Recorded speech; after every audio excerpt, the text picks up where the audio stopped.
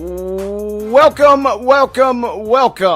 into Top 5 Tuesday here on Main Street Sports Today, presented as always by the Tennessee Orthopedic Alliance of Columbia. I'm Wade Neely, sitting in alongside the one and only Calvin White here on this Top 5 Tuesday. Big show today, and it's a kind of gloomy Tuesday here in downtown Nashville. But Calvin, I'm excited to be with you, and I'm excited to see you on this Top 5 Tuesday. How you doing, bro?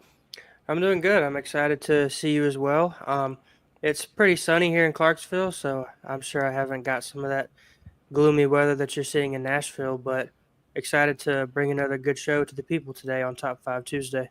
You said it, my friend. It's going to be a big show today. We got a lot to cover. We're going to go all over the place, really, over the next couple hours. We're here from 2 to 4.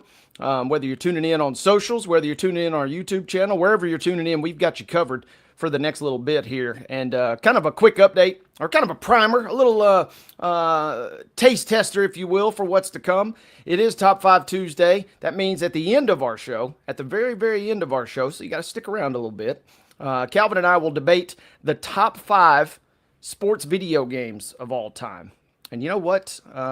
Rumor has it that our producer, the one and only Mark Rogers, is a little bit of a gamer himself. We might solicit some feedback from him as well. So stick around. That'll be coming your way as we close the show in hour number 2. Also in hour number 2, we'll get into the grab bag. Got a lot to talk about, especially about the Tennessee Titans making some roster moves, people coming, people going. They're also on the move down to Georgia, where they opened up their first day of joint practice versus the Atlanta Falcons ahead of Friday night's preseason game number 2. Got some other NFL and NCAA tidbits along the way in that grab bag in that second hour. But in a second hour, it wouldn't really be a second hour on Top 5 Tuesday if we didn't sit down with our good friend, the Blue Raider voice, the voice of all things MTSU. Chip Walters will join us for an update from campus, from Murfreesboro. Calvin, the last time we spoke to Chip, he's kind of like a top sometimes. You just wind him up and let him go. But there were no shortage of things to break down. They have had so many big events in a short amount of time. Hopefully Chip has kind of had a chance to decompress and collect his breath a little bit here. Yeah, it feels like the last couple times we've talked to Chip, we've talked about the new Student Athlete Performance Center, academic achievements that men's and women's golf and all those guys have going on. We talked to him about Trace Phillips getting drafted or signing a big undrafted free agent contract a couple weeks ago. So hopefully Chip got a chance to take a little bit of a break, but hopefully Chip has some topics we can discuss. It feels like we've talked to him about just about everything there is to talk about with MTSU over the last couple of weeks. Yeah, we've covered, a wide, kind of like this show, right? We've covered a wide variety of topics, all exciting.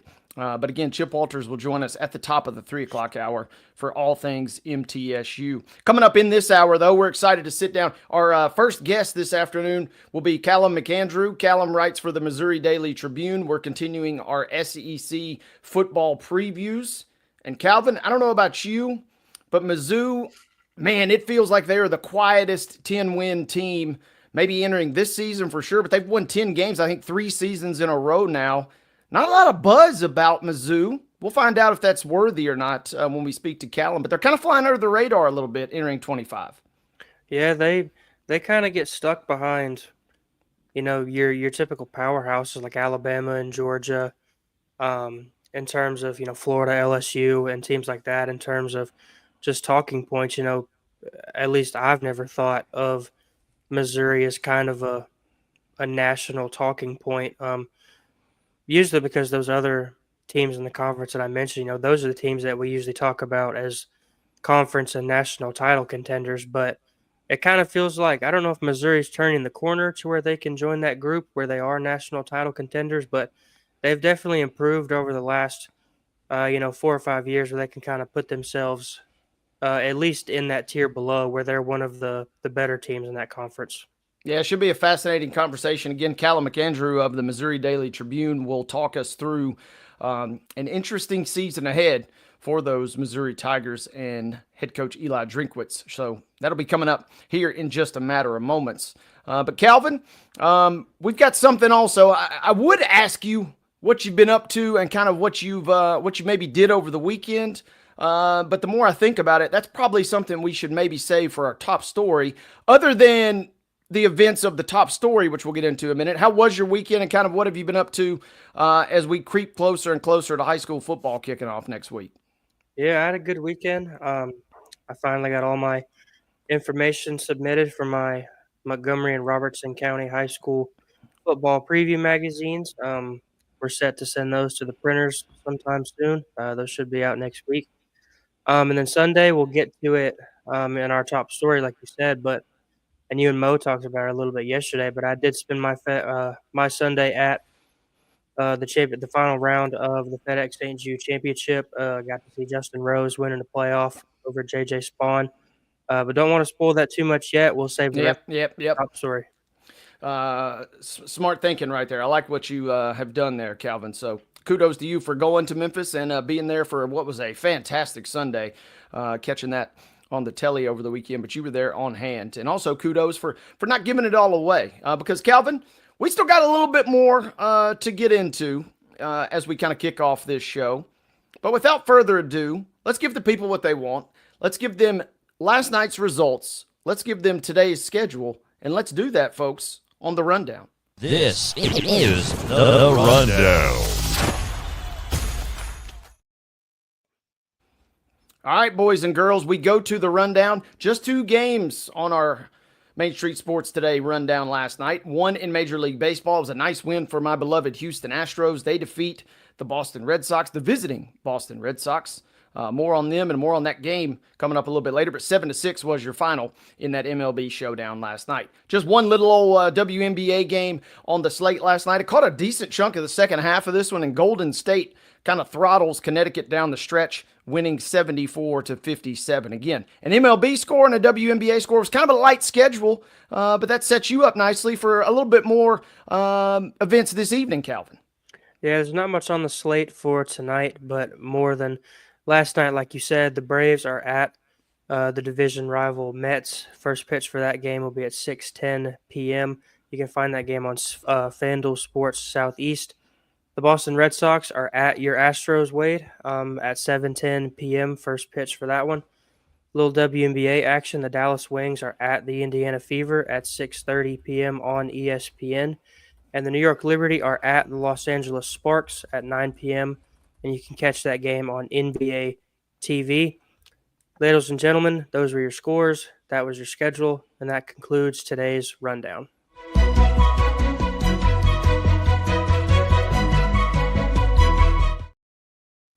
All right, gang, we go to your top story, presented as always by the fine folks over at Piggly Wiggly at Neely's Mill in Columbia. Make sure you check them out for your delicious daily deli lunch options.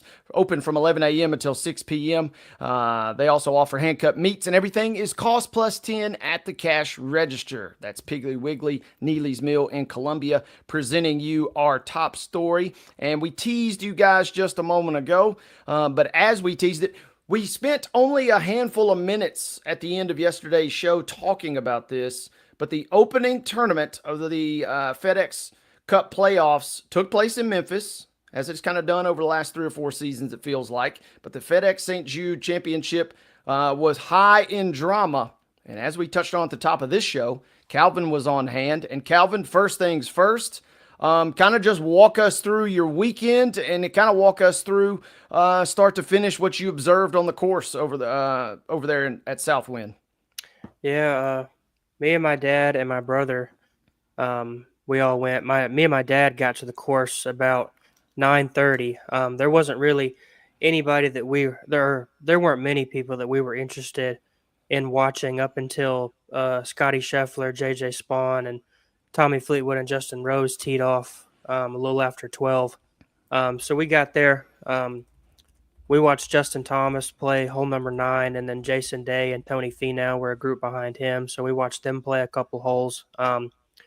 We followed Xander Schauffele play 4 or 5 holes. And then we got back to the first hole just in time to watch Scotty Scheffler and JJ Spawn tee off. And then we kind of hung out with Justin Rose and Tommy Fleetwood for the first 4 or 5 holes. Then caught up to Scotty Scheffler because it looked like he was going to make a run at at first place or at the top of the leaderboard. And then took a little break when Tommy Fleetwood and Justin Rose got to about hole number 8, we kind of found a place to sit down and hang out and rest for a little bit, and then we got up when they were about on hole 14, and then kind of went and hung out at 18 green and watched a bunch of the groups finish, and then um, especially with the way the last or really the whole back nine, especially with the way the whole back nine played out. It was really exciting to kind of hang out at 18 green and kind of watch that whole thing unfold. Man, so you answered a question that I had immediately. It feels like there's two types of golf fans when you're in person at these things. You either kind of ping pong around the course, which it sounds like that you guys did, or you just kind of set up shop at one particular hole, maybe because that's an action-packed hole, or maybe because it's got the best drink and beverage or food and beverage specials, I guess. But so it sounds like you guys were moving around, which is kind of my methodology there. And it also sounds like you probably got quite a fair amount of steps in on a Sunday afternoon. Yeah, and the way the course is set up, you can't really, there's not one spot you can go to where you can see multiple holes. So Okay. you couldn't see a lot of the action from one particular spot. So if you wanted to watch somebody, you kind of had to follow them for most of the course. Some of the tee boxes overlined a little bit, but if you really wanted to watch somebody, you kind of had to follow them hole by hole throughout the course. But yeah, it was mine and my dad's first time at a PGA Tour event, so we kind of didn't really know how to approach it going into it. All the people that have been to tour events before are probably gonna think I'm a bozo when I say this because I didn't do my research, but I didn't know you could bring your own chair. That probably would have been a Okay. nice thing to know beforehand because we like the first 2 or 3 hours we walked around and feet were giving out, backs were giving out, and it was miserably hot. You know, that's what you're gonna get obviously with Memphis in August, Uh but huh. just those two paired together, walking around that much and the heat, it got a little painful at times, but you know we rallied for most of the day. Props to you for rallying, and don't sell yourself totally short, because if you told me that a random tournament did not allow chairs, I would I would believe that. I feel like that's really on a course by course basis. One thing I do want to ask you, having seen them up close for the first time, can you kind of describe either the striking, or I'm really always fascinated. The first couple events that had the pleasure to go to, the sound. Can you kind of just quantify or just put into words the sound and just what it sounds like and how it's different than your traditional rec league golfers out here down the road? It's unreal. You know, when we walk through the front gate, you pass the driving range on the way to the first tee, and so when we got there, some of the guys that had later tee times, like Xander Schauffele, and he was playing with Robert McIntyre. Then Colin Morikawa was later in the day. They were all on the driving range, and Xander Schauffele was just swinging so easy, but he was hitting it so far. And having never seen professional golfers in person, it was a sound I have never heard before in my life. I definitely know that when I hit the golf ball, it does not sound anything like that. And Robert McIntyre, he gets out there with his driver, and Yeah. it looks like he's barely swinging, and it's going 300 yards, no problem, just carrying. And you know they're out there. There was a 200-yard par three. Um, I want because I was kind of paying attention to the caddies will sometimes flash to the TV people what club their players are hitting, so they can Mm-hmm. kind of relay it to the people watching on TV. And I believe Xander Schauffele hit, I believe it was 6 or 7 iron to go 200 yards on a par three. That's like I would have to hit driver. I don't have a long iron for that, and it's just unreal. They swing so easy and it goes so far, and it's a sound I've never heard in my life. Yeah. And this is the one weekend of the year. We have a big charity tournament every year in Pulaski around this time in mid-August. So I'm playing in that this weekend as my kind of token appearance out there on the golf course. And I'm like you, it's a shot that would a sand wedge for these guys. I basically have to hit a driver. That's it is so impressive. It is so ridiculous. And like you said, Bobby Mack out there just making it look effortless. These guys do that. They're the best in the world for a reason. They make it look so easy. I do want to ask you, who was the white contingent? Did you have a guy or guys that you were rooting for in particular? And then who did you sense that the crowd, if the crowd was kind of rooting for someone in particular? For me, it was tough because I really like Tommy Fleetwood, Justin Rose, and Scotty Scheffler. So I kind of made You up almost my mind. you almost couldn't lose them with those guys at the top. I know. I kind of made up my mind that whoever kind of looked like it was gonna pull away late, that's who I would kind of root for. But we had Tommy Fleetwood, who's never won on tour before, Scotty Scheffler, who's the most dominant player we've seen since Tiger Woods, and Justin Rose, who's 45 years old and still is in the top half of most fields in the tournament he plays. So I guess I would kind of lean toward Tommy Fleetwood at the start of the day, just so I could see his first win in person. That would be really cool. But as far as the crowd, I would say it was a very heavy Tommy Fleetwood crowd, especially when we were hanging out on 18 green, and when Tommy Fleetwood bogeyed, I believe it was the 17th hole, to go one shot back, or to tie, I believe, Justin Rose. Everybody was like, they didn't have a scoreboard on the 18th green. They just had kind of the TV broadcast. So we didn't know, nobody knew what anybody's score was unless they got it to pull up on their phone. And so somebody got it to pull up on their phone and said that Tommy Fleetwood had just bogeyed the 17th hole to go one shot back, and everybody was losing their minds. So at that point, it kind of turned into everybody rooting for Tommy Fleetwood to kind of come back and get that win. And then he sails the approach way past the green out of the bunker on 18. And then Scotty Scheffler birdied 18 to finish one shot back, and then J.J. Spawn and Justin Rose duked it out for 3 playoff holes. Yeah, about as epic as you can get. It had all the drama, and I only tuned in probably from about 15 on for the final group. And, when Rose is 3 shots back on number 12, I think it was, you're thinking, obviously, he's dead in the water. He had stats gave him like a 3.2 or something ridiculously small to win.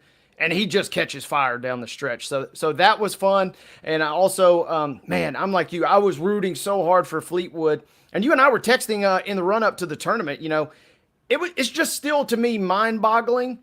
And I forget which tournament it was. One of the majors earlier this year that Fleetwood was kind of hanging around. They flashed the graphic that he was seeking his first ever win. And I just had to say, hold up, timeout. I couldn't believe it. It just seems, in my mind, he had won several tournaments, let alone not ever won his first. So kind of crazy, kind of ridiculous, pretty wild that you were on hand. And now you have to go to every FedEx St. Jude Classic down there. Pretty neat, too, that it's the first event of the FedEx Cup playoffs as well, I would imagine. Yeah, it would be really cool to go back to another one, but we can't get off this topic without talking about the true stat of the day. Minwoo Lee started the day in dead last, and he was playing by himself, and he was the very first tee time of the day, and he played 18 holes in 2 hours and 10 minutes and shot even par. Now that is course efficiency, and it's funny you mentioned him because we did talk about the playoffs, and I just saw a stat. He finished just outside of that cutoff, so he doesn't. But man, 2 hours and hey, I'm all for having a good time out on the course, but I don't like being out there for 5 or 6 hours. So props to him for blazing through there, right? Yeah, he wanted to get out of there and go home. I would assume it's not very fun finishing dead last. Yeah, he wants to go out and get to Central Barbecue down there as quick as he can. Calvin, good stuff. We appreciate the update. You were on the scene. You are officially our Main Street Sports Today golf correspondent now going forward. So thanks for that. We'll shift gears with Calvin, though, on the other side of this timeout. Both he and I will be joined by CALUM McAndrew as we talk all things Mizzou football. It's part of our SEC individual school preview series, and it comes your way right after this. Quick timeout on Main Street Sports Today, where we are presented by TOA of Columbia.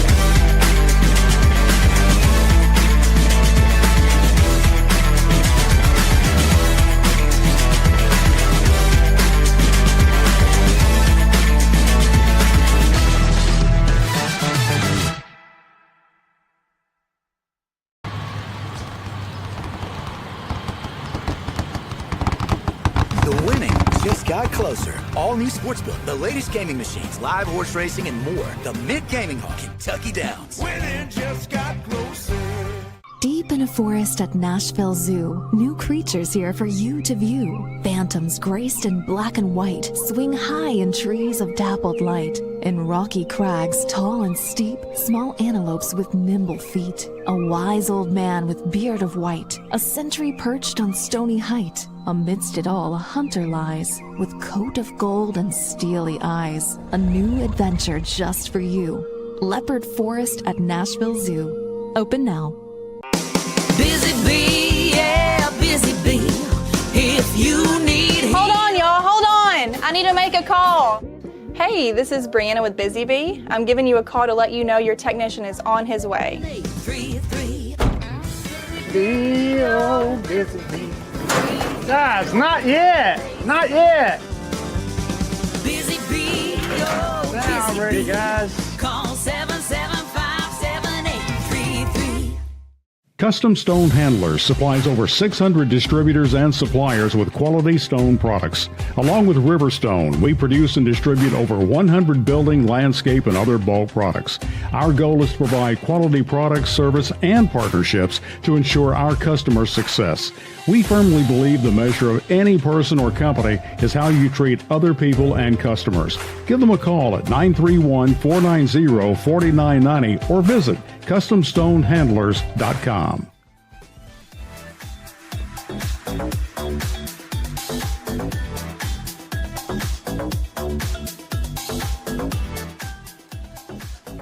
Top 5 Tuesday, rolling right along here on Main Street Sports Today, presented by our fine friends at the Tennessee Orthopedic Alliance of Columbia. Wade Neely here, Calvin White there. And now, we touched on it a moment ago, it's time to shift gears, talk golf in our first segment. Let's talk college football in our second segment. Let's specifically go into the weeds of the SEC, kind of peel back the layers of the onion there, and we're going to bring in CALUM MCANDREW to talk all things Missouri Tigers. Callum's with the Missouri Daily Tribune, and he joins us now. Good afternoon. Hey, how are you doing? Good. We're glad to have you, Callum. And first things first, we're talking SEC, and we had a Kentucky guest on yesterday, and we were breaking down the schedule. And Missouri, I don't want to call it catching strays, but it seems like Missouri's catching, a little flack for a quote-unquote perceived easy schedule entering 25 this year. Yeah, if one of those exists in the SEC. Correct. I think when you look at it, what could have been, sure, yeah, Missouri misses the likes of Georgia, it misses Texas, it misses LSU, even Tennessee, Florida, who could have good teams this year. Missouri does manage to miss a lot of those teams, but I mean, you still have to bring Alabama, Texas A&M, and a pretty good-looking South Carolina team. You still have to go to Oklahoma and Auburn, who, yeah, sure, there's questions about both of those teams, but I would expect an uptick from what they were last year. So when you compare to what a schedule could be in the SEC, yes, I would say it's done Missouri some favors and there is some opportunity there. But as far as easy schedule goes, I think you'll still probably find it in the top 30 in the country. Yeah. Easy, maybe a little bit of a misnomer there, but easy within the Sure. league, I suppose, maybe the best way we could describe that. Having said all that and kind of given a little bit of an intro there, Callum, what are fans' expectations? What are internal expectations entering 25 for this team? Yeah, Missouri's in an interesting place. They're on the cusp of doing something that the program has never done before. They won 11 games in 2023 with a Cotton Bowl win. They won 10 games last season with a Music City Bowl win over Iowa and Nashville. If they manage to put double-digit wins up again for a third straight season, that will be the first time in program history that has ever happened. So they've been on an upward trajectory under Eli Drinkwitz for the past couple of years. So the expectations are pretty high in Columbia. They obviously have a lot of turnover to deal with, quarterback, the whole cast of wide receivers, a lot of important positions along the offensive line. But this is a team that has had success, especially at home, and especially in one-score games. They've managed to string together wins for the past two seasons. They've managed to find a way to come out and put good records together. So I think internally the expectation is, hey, let's try and challenge for the college football playoff. Let's try and get into that field, put ourselves in a position that the committee at least has to say no to them. I think that's where the expectations are here. Whether that's realistic, I mean, like I touched on, Missouri has a lot of turnover. There are some questions that they have to answer. But you look at what they've done in the portal, you look at what they have managed to return. There's enough reason to be encouraged here that you could put Mizzou at least on the periphery of that discussion, I would say. And that's an interesting point, Callum. And, throughout several of our conversations with our SEC colleagues here, whether your schedule is easy or not, quote unquote, easy, as we've mentioned, if your record is good enough in league play, that automatically is going to give you just as much of a sniff, if not a legit shot at getting into the college football playoff. Absolutely, because 10 wins, which I think we're kind of all in agreement. 10-2 in the, as an SEC team's probably, you're going to be in the discussion at least. 10-2 means Mizzou has at least beat one of Alabama, Texas A&M, and South Carolina. It means they've beat two of Alabama, Texas A&M, South Carolina, and Auburn or Oklahoma. So you have to string some good wins together. And Callum, kind of going back farther than last season, Missouri's never been in that discussion with like the Alabamas and the Georgias and the Floridas and LSU as teams that can kind of challenge the top of the conference and win the conference or be a national championship contender. Mm-hmm. But they've definitely kind of put themselves, at least in my opinion, a tier below those teams to where they've turned out to be, really good and a lot better than they were in the past when they were going, 6-6 or 5-5 or things like that. How has Missouri kind of been able to turn the corner these last couple of years under Eli Drinkwitz where they can win double-digit games, in multiple seasons? A lot of good things had to come together. They trusted when a lot of people didn't. They trusted Brady Cook to be someone that could run the offense at quarterback, and he proved to be an incredibly consistent piece and really an agent of change for that offense as well. I think the cultural differences with Brady Cook under center and leading that offense were pretty significant. I think you see that team wide. He's got a team that believes in itself and did through a lot of, through this age of college football where you're getting turnover this year, you're losing players to premium programs at the end of every season. Missouri really hasn't. Missouri was able to keep guys like Luther Burden. They had a sensational story in Cody Schrader a couple of years ago, the walk-on running back who came up from Division II. They've had a lot of these people that have been integral to their, to the early stages, the infant stages of success in Columbia.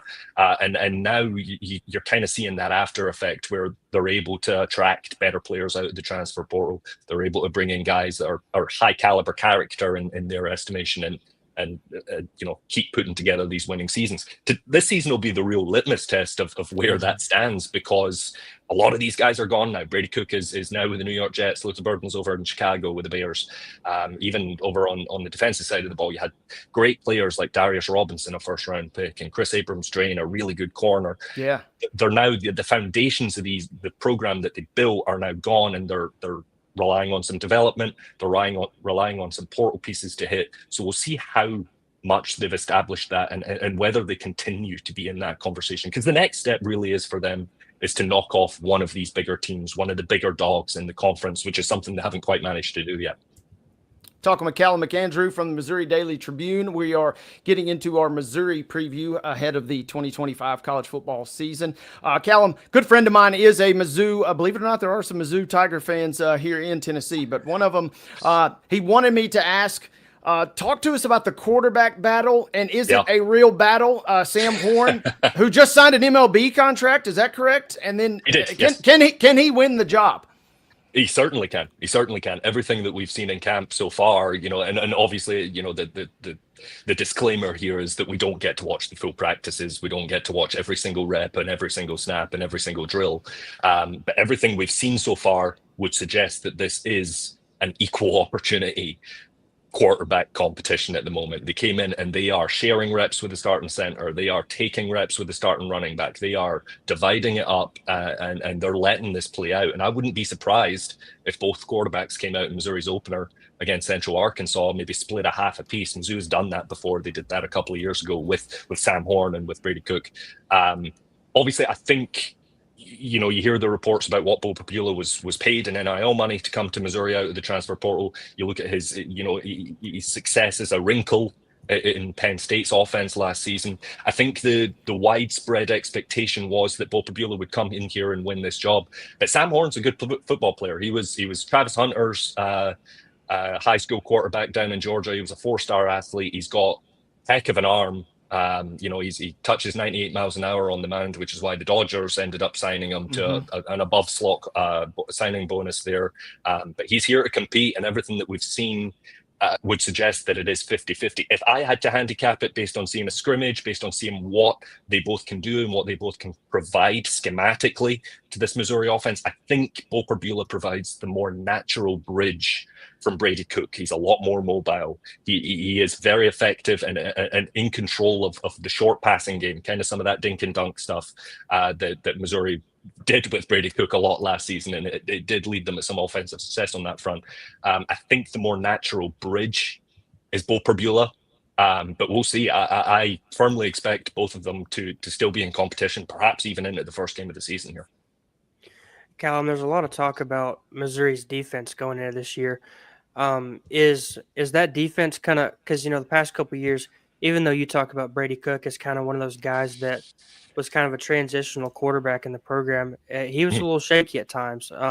Is the defense this year kind of going to be good enough, in your opinion, to kind of be able to carry the team at times if the offense maybe slips a little bit? We'll see. We'll see. I mean, the pieces are certainly there. You look at some of the guys that Mizzou is returning, guys like Zion Young, who was an incredibly effective defensive end for them last season, and they've supplanted that and they've replenished with guys like Damon Wilson, who's a top 10 available player in the transfer portal. They have a really strong looking core of linebackers with a couple of returners, and then they brought in the Big 12 defensive freshman of the year in Josiah Trotter. So at premium positions, they really have added well. They've brought in guys that you would expect to elevate the defense, but once again, it's a lot of new pieces, and that I don't think you could find a college coach in the country that's absolutely certain about what they have and how it's going to translate to, especially the power conference level. But the pieces are certainly there that Missouri could have a defense that is the cornerstone, the centerpiece of success for this team. Callum, as we kind of glance, I always like to reference Vegas because those guys are a lot smarter than I am, it seems. So Vegas predicts over. That number's kind of set at 7.5, and in conference play, it's set at 3.5. I'm curious, which side of those numbers do you like, and what does Missouri need if they're not on the right side? What do they need to maybe solve in your mind to get ahead? Yeah. So I fall on the over side. I think I've put it in writing, which is never a good idea. But I think I've put it out there that I've got Missouri at 8-4 this year would be my preseason prediction. So that would be the over there. Obviously, there's a lot of questions there. I mean, road games at Auburn and Oklahoma are games that you would be relying on winning to get to 8-4, but those are certainly not pushovers. You would probably need to take off a South Carolina who has a lot of turnover as well. But, there are some question marks there, but I'm leaning on the side of over given their recent history, given the way that they have managed to just pull out wins over the past 2 seasons. The biggest question, obviously, is quarterback. You're not going to succeed unless you have a good quarterback. And yes, consistent with any program out there. And Missouri does have some turnover along the offensive line. Left tackle is the biggest question right now in camp. They are making some switches. They are changing things around. They are searching for an answer actively at probably the most important position along the offensive line. So we'll see what happens there, because when you're bedding in a new quarterback, the last thing you want is pressure in his face all day long. So they have some questions to answer there. And I think that would probably end up being the reason if they didn't end up reaching the over on 7.5 wins. I think that would probably be when we look back in December, I think that would probably be the reason that we pinpoint. Talking with CALUM McAndrew from the Missouri Daily Tribune, all things Missouri Tigers. CALUM, we've talked so much about the SEC. It kind of has just slipped my mind here. Week 2, there's a little game called Border War, and it's returning for the first time since 2011. How big of a circle is there on that game for Missouri fans heading into week 2? It's everything. It's everything. It's obviously primarily a basketball game. I think that is where the real historic hatred is. But it's a big old deal in football as well. You look on either sides. I'm from Scotland. Our soccer teams don't like each other very much, famously. This is comparative to that. They hate each other. on these two schools. I mean, it really is some good old-fashioned hatred between these two schools. It is circled on everyone's calendar. Missouri has been bringing in loudspeakers to deal with the noise in practice, to try and mimic at least what that environment's going to look like in week 2. They are bringing in speakers. They are bringing in historians to talk about what this, not just as an athletic contest, but what this rivalry means historically. It's a huge. I cannot wait to see it. This is what college sports is all about: bringing these rivalries back, bringing these regional games back. I can't wait to see what it looks like in person. I love that they're bringing in speakers to simulate crowd noise for their own home game. I had to go and look online, because for a second I was thinking, well, maybe this is a neutral game the way you just described it, but they're trying to anticipate their own crowd noise. It's going to be loud in there. It's going to be, if the basketball games are anything to go by, I have to wear earplugs in there when I'm covering those games. They get rowdy when the Jayhawks are in town. Callum, you mentioned that this year was going to be kind of the litmus test for Missouri if they can have 3 straight double-digit win seasons for the first time ever. Obviously, we don't want to look too far ahead, but if this season does kind of end up being a dud, do you think that Missouri will have kind of missed their window to do something, when they had guys like Brady Cook and Luther Bird and Cody Schrader, those guys?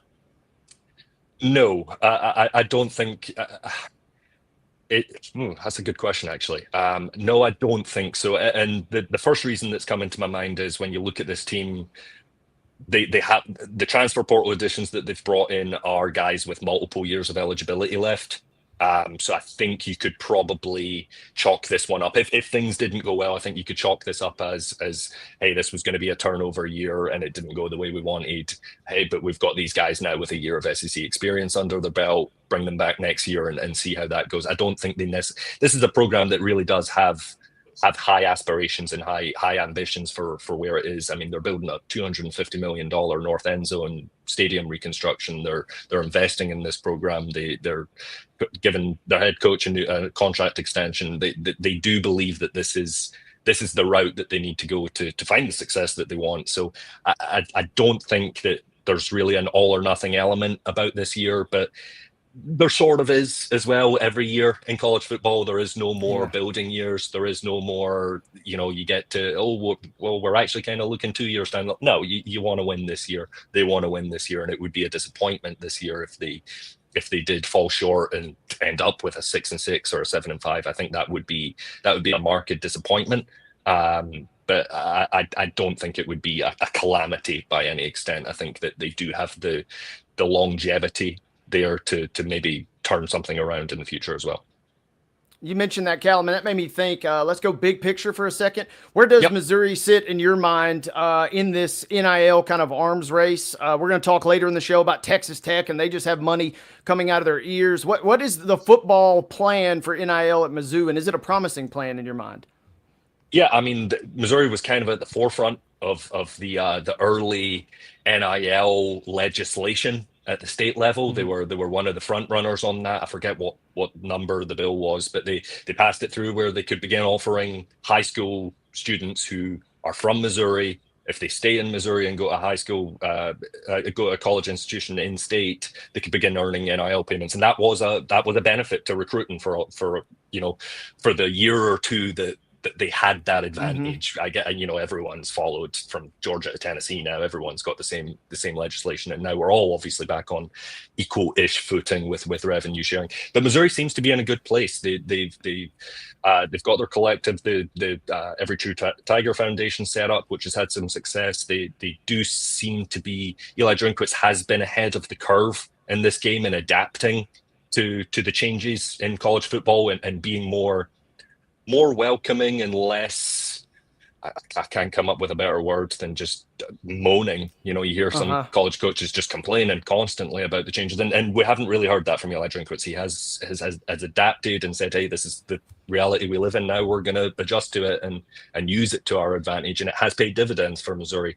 They're in a good place. A colleague of mine on the beat, the St. Louis Post-Dispatch, Eli Hoff, did a excellent reporting on what Missouri's NIL spending looks like, and like a lot of teams that I think you'll see now, they've front loaded a lot of these revenue sharing contracts. They've put in the. I would encourage people to go check Eli's story over at the St. Louis Post-Dispatch out, because it really was groundbreaking. You don't see it. Texas A&M you mentioned, but I think they're in a good position on that front. I don't think they have any concerns about where they are financially. Callum, ever since Eli Drinkwitz took the job over at Missouri, it seems like he always has these kind of quirky mannerisms and things that he says that kind of, they become memes, or they become things that people like to make fun of about him. What is it about Eli Drinkwitz that kind of makes him somewhat of a punching bag for other SEC like fans and media members? Well, it's actually something that I appreciate about him. It's that he's unapologetically himself. He is Eli Drinkwitz from the moment he wakes up to the moment he goes. He's not. There's no gimmicks about it. This is who he is, and it's working for him. This is a Missouri program that went through a decade of just sheer mediocrity, and he has been unapologetically himself, and it has translated into on-field results for him.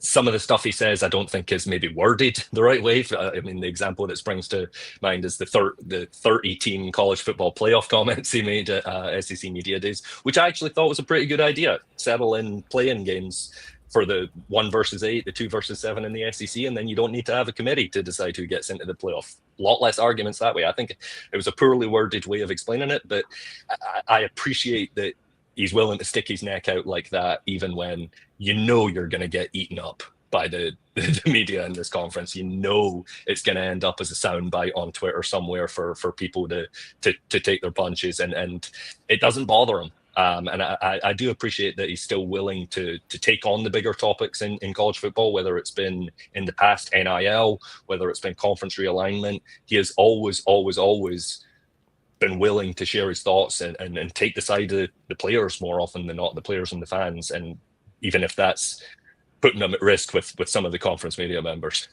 Absolutely. Yeah, like you said, unapologetically himself, which I certainly, and I think a lot of folks appreciate, whether they admit it or not. CALUM McAndrew, the Missouri Daily Tribune, wrapping up our Missouri Tigers preview. We don't get to make this transition very often, Callum, but since you're here, we're going to do it. Yeah. We go from Mizzou football to the Scottish Premiership. Who is your team of choice?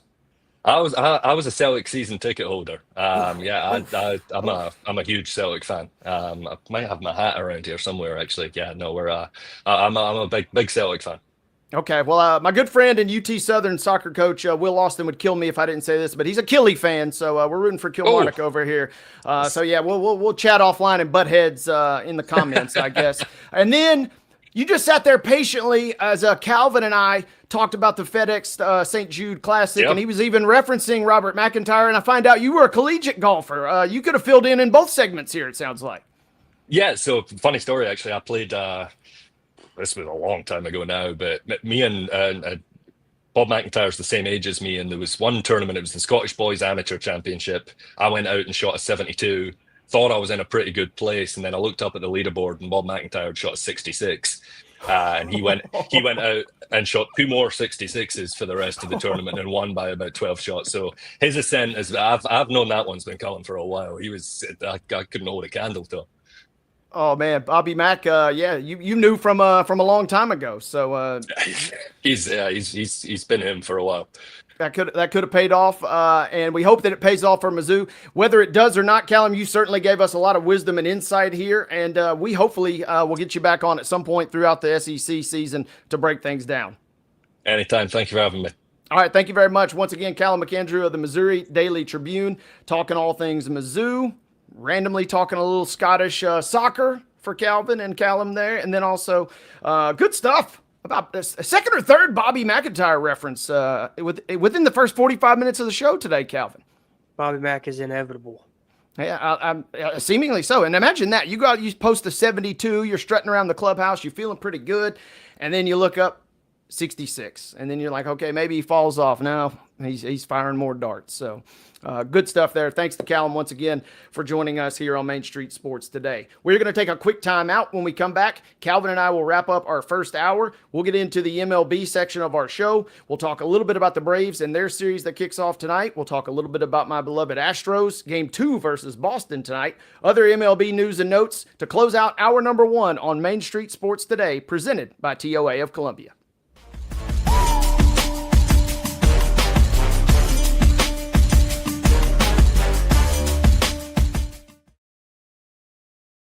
They walk among us, but at 240 miles per hour, they become something more. They're thrill seekers, risk takers, and maybe just a little bit unhinged.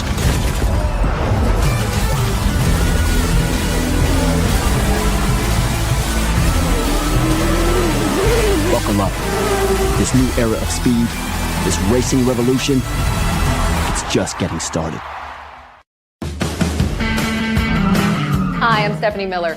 Main Street Media is partnering with Borchetta Bourbon Music City Grand Prix at the Nashville Superspeedway to send a family of 4 to the race August 31st. To register, please visit any Main Street Media website and look for the Register Here banner. You'll also receive some fantastic Borchetta Bourbon Music City merchandise. We look forward to seeing you at the race.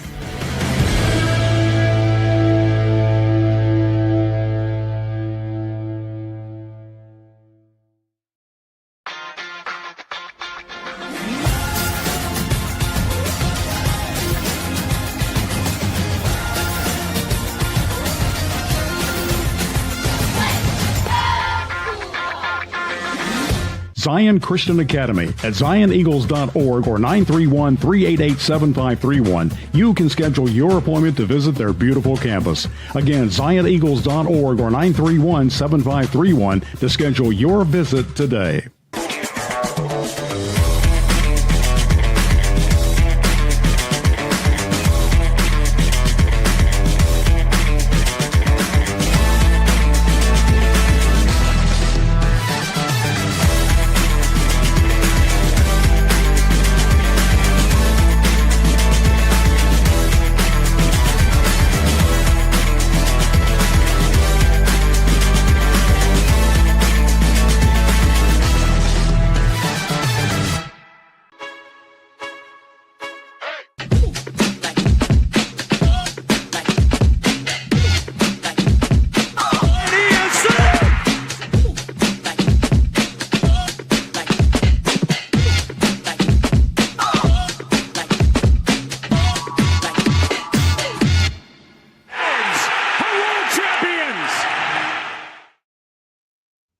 August 12th, 1984, kind of like the border war that we just talked about with Mizzou and Kansas. In a game that featured one of the ugliest brawls in Major League Baseball history, the Braves beat the Padres 5-3. That's burying the lead, though, because Pascal Perez hit Alan Wiggins in the back with the very first pitch of the game. San Diego pitchers retaliated by throwing at Perez all 4 times that he came to the plate. Benches empty twice. Second one spilling out into the stands, out into the crowd even. The game featured 19 ejections. I don't know if that's a record, but it feels like a record. 19 ejections, including both managers, both replacement managers. Padres manager Dick Williams was suspended for 10 days and fined $10,000. Joe Torre and 5 other players all received 3-game suspensions. So not like a little brouhaha, a little game of plunk there, Calvin, on this day in Braves history back in 1984. 19 ejections, including both managers and both of their replacements. That's the umpire and crew. Good luck with that game, right? Yeah, I wish we'd get some brawls like that today instead of 2 guys yelling at each other and the bullpen comes out and stands in the infield waiting for something to happen, and then nobody does any actual fighting. Obviously, we don't want people to fight, but if you're gonna act like you're gonna fight, commit to it a little bit. Yeah, I'm with you. You kind of shortchange us a little bit. Baseball fights are some of the funnier ones, obviously, because, everybody comes out of the bullpen going 100 miles an hour. You think they're getting ready to rip somebody's head off, and then they kind of just jump up and down in a circle and kind of bounce around for a little bit. If you're gonna do all that, don't get our hopes up. Don't tempt us with stuff like that. So, but they really threw down again on this day in Braves history. Shout out to Mo Patton. We're keeping that segment alive just for you, my friend, on August 12th, 1984. In modern Braves times, it's not the Braves and the Padres. It's the Braves and the Mets going toe-to-toe tonight up at Citi Field in Queens, New York. Spencer Strider will be on the bump for the Braves. 5-9 record, 4.04 ERA. Holmes will be on the mound for the Mets. That record is sitting there. It is above 500, but it ain't exactly the prettiest at 9-6 with a 3.46 ERA. That's Clay Holmes. So you got Strider and Holmes. You got Braves and Mets. But, man, Calvin, this is a series and this is a rivalry that Braves fans are used to seeing really, really, really kind of mean something this time of the year. And unfortunately, the Braves are kind of just merely reduced to spoiler in this capacity tonight. Yeah, earlier in the season when it kind of still looked like the Braves had somewhat of an outside shot to turn the season around, they kind of beat up on the Mets a little bit. I think they took 3 out of 4 of them from them in a series or two. But earlier in the year, they kind of beat up on the Mets, and ever since then, everything's kind of – the cream has kind of rose to the crop or to the top. Juan Soto's kind of figured out his early season struggles. When the Braves beat the Mets in the second game of the doubleheader last year to sneak into the playoffs, everybody knew that the Braves didn't deserve to be a playoff team, but it was still kind of funny that they beat the Mets to get into the playoffs and then got swept by the Padres in the wild card. But the Mets for a long time have been used to the Braves beating up on them. When Chipper Jones was smoking home runs at Old Shea Stadium, and that Big Three pitching staff back in the day was beating up on the Mets. When the Braves won the division 7 years in a row before last year, the Mets have just kind of gotten used to being the Braves' punching bag for much of the last decade, but they're kind of getting the last laugh this season. Yeah, better get their licks in now, as we like to say sometimes. But again, it will be the Braves and Mets. As we told you guys in the rundown, you can see that game on FanDuel Sports tonight. And the Mets kind of flailing a little bit. We'll talk more about the National League at large in a moment. But as it sits right now, the Phillies are 69-49. They're 20 games up. And the Mets are 6 games behind them with a record of 63-55. So it's going to be fascinating when those teams get it on here. Speaking of fascinating, by the way, Calvin, I know you were, I think this play happened on Friday, so you probably were in pocket in some capacity. But did you see the catch kind of borderline catch heard around the world as Jackson Profar goes up and over the wall over the weekend? I did see this. This is probably the biggest highlight the Braves have had all season, and I guess this kind of points to the direction this season has been going. I don't remember if they won the game or not.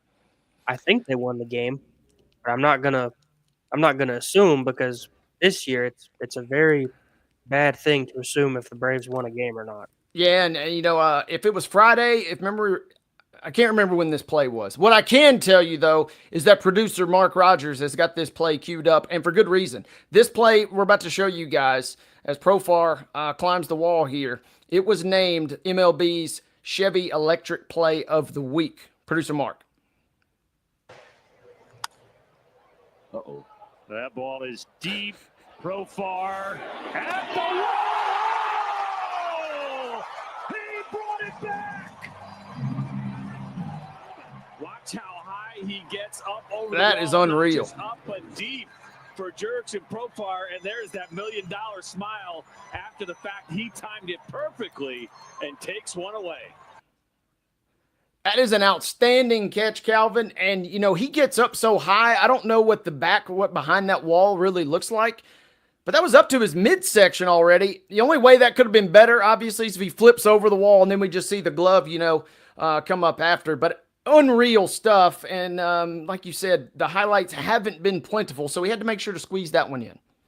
Yeah, and then especially doing it on the run and not hurting himself. I remember when the Braves were playing the Astros in the World Series a couple years ago. There was a play where Yordan Alvarez tried to kind of go up and make a play over that left field wall, and obviously I don't think Yordan Alvarez is the most athletic of specimen, but he was still out there trying to make a play over that wall, and I believe ended up hurting himself. A lot of people tried to make a play over that wall, and not a lot of people have been able to do it. But especially Jerks and Profar being able to do that on the run, kind of just elevates that one a little bit.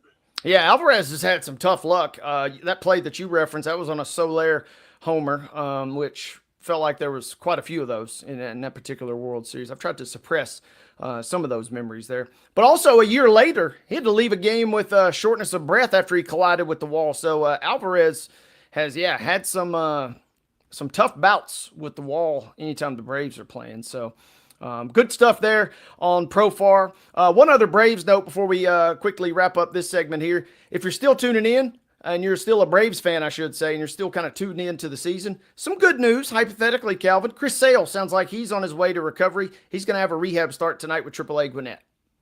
Yeah, obviously, like we talked about with Ronald Acuna Jr. a couple weeks ago, there's no reason to rush anybody back for anything at this point in the year. The Braves aren't going to be playing for anything at the end of the year, so just make sure everybody's back healthy. Don't want to risk any kind of long-term injury.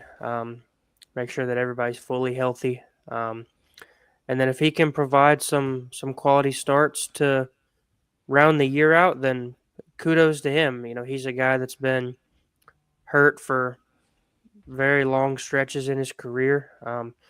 If he didn't face those injuries, we're probably looking at a 3,000 strikeout, multiple Cy Young award winning type of pitcher. But unfortunately had those injuries throughout his career. So especially with that injury history, don't want to rush a guy back of his age too quickly. Yeah, you don't want to rush him back, but you also know because he is obviously in the twilight of that career, he's trying to rack up some stats. We've had a couple different Braves guests that have made that comment. He's a gamer. Number one, he's going to do right by his team and by his fans. And kind of get out there as often as he can. But also, any extra time that he goes, he kind of adds a little extra layer toward what has been an outstanding career for him. Calvin, simple question. Will the Milwaukee Brewers ever lose a baseball game again? It doesn't look like it right now, but history tells us that they will, not will, but more than likely will, not do much in the postseason. Okay. I thought you were gonna, bring us back down to earth and say they will lose eventually, and I was gonna say I don't know, but they've won 10 in a row. They're the hottest team in baseball. They're the best team in baseball record wise. They've got the highest run differential by a wide margin. Only other team even close is the Cubs. And with all that being said, you start to wonder. The Cubs are kind of still frisky in that division, somewhat, but you start to wonder, are you peaking too early if you're Milwaukee here? Is my only concern, right? Yeah, you definitely don't want to peak too early, especially with the postseason history that those guys have. They're always at the top of that divisional race, but it always feels like every single year they get in the playoffs and they just kind of throw some duds out there, and they'll go out early in the wild card round or the divisional round.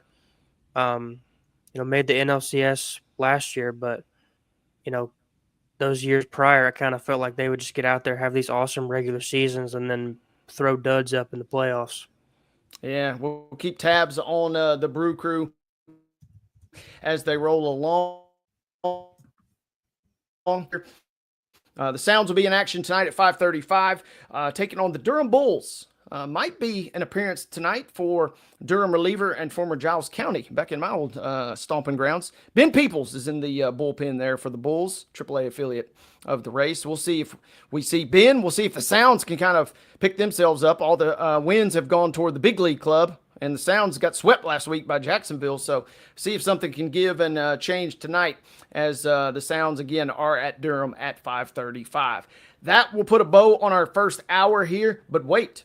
There's more coming up right around the bend as we kick it into our timeout at the top of the hour. When we come back, time for our weekly visit with our good friend Chip Walters. He's the Blue Raider voice, all things MTSU, coming up after this break on Main Street Sports Today, presented by TOA of Columbia.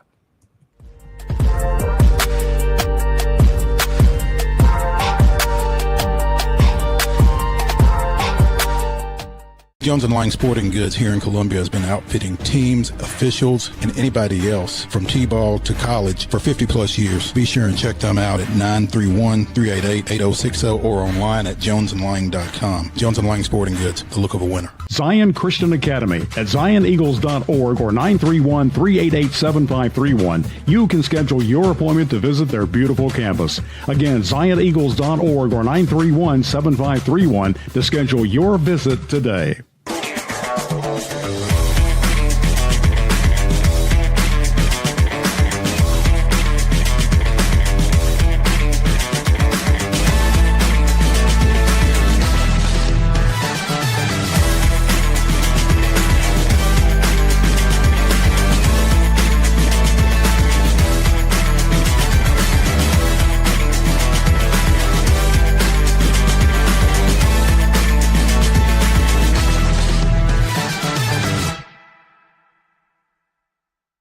Custom Stone Handlers supplies over 600 distributors and suppliers with quality stone products. Along with Riverstone, we produce and distribute over 100 building, landscape, and other bulk products. Our goal is to provide quality products, service, and partnerships to ensure our customers' success. We firmly believe the measure of any person or company is how you treat other people and customers. Give them a call at 931-490-4990 or visit CustomStoneHandlers.com. Piggly Wiggly, located in Neely's Mill Shopping Center, is Columbia's locally owned and operated Cost Plus 10 grocery store dedicated to serving the community with low prices and smiling faces. Piggly Wiggly offers fresh, hand-cut meats daily as well as daily hot plate lunches from their deli counter. You're certain to see smiling faces and a helping hand when you're here at Piggly Wiggly. Come by and check out our fresh produce, high-quality meats, and more. Down home, down the street, we'll see you at the Pig.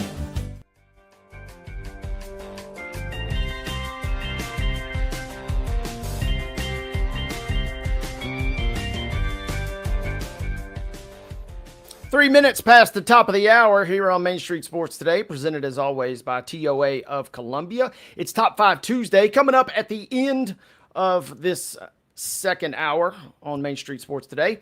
Calvin and I will give you our top 5 sports video games. We'll get out the sticks. We'll blow on the cartridges a little bit. We'll do everything we got to do to kind of stroll down memory lane and give you our top 5 sports video games. Should be a fun one coming up. It is always fun on Tuesday, because that means it's time for our weekly visit with our good friend and the Blue Raider voice. He is Chip Walters. Chip, good afternoon. Good afternoon. I could go as far as Tecmo Bowl, but that's about it. Tecmo Bowl, I mean, that's really that's on most people's short list. So that's not a bad pull if that's the only one you got, my friend. Well, I'm of a certain age where, once we got past Pong on our TVs. And then, we were my era, me and Mo, we're more of a arcade guy. We're more like Asteroids, Galaga, Frogger. Frogger. Of course, Frogger was made even more famous by the Seinfeld episode that featured human Frogger going on. But so that was kind of more of our deal there. Some that are on the tail end of the boomer era have gotten into video games. That just never was the thing. I had the vibrating electric football game where it was just complete chaos, as soon as you hit the switch. But I never owned, I had an Atari, but outside of that, that was about the end of the video games for me. You were into more professional pursuits already. Oh, absolutely. At that point. Yeah, so absolutely. That's clearly what it was. I was probably doing extra studying during the summertime. Yeah, of course. Going through my reading list. Just catching up on the studies. Since you mentioned it, this is free for everybody on this show and everybody that's listening. do yourself a favor and go watch the 2007 documentary. It's called The King of Kong, and it is a fantastic documentary about Donkey Kong that you didn't necessarily know would make a compelling documentary, but it will knock your socks off. It's got everything you want and more. So that's the Neely contribution little here. freebie, the Neely freebie today. At the top of the hour, no doubt.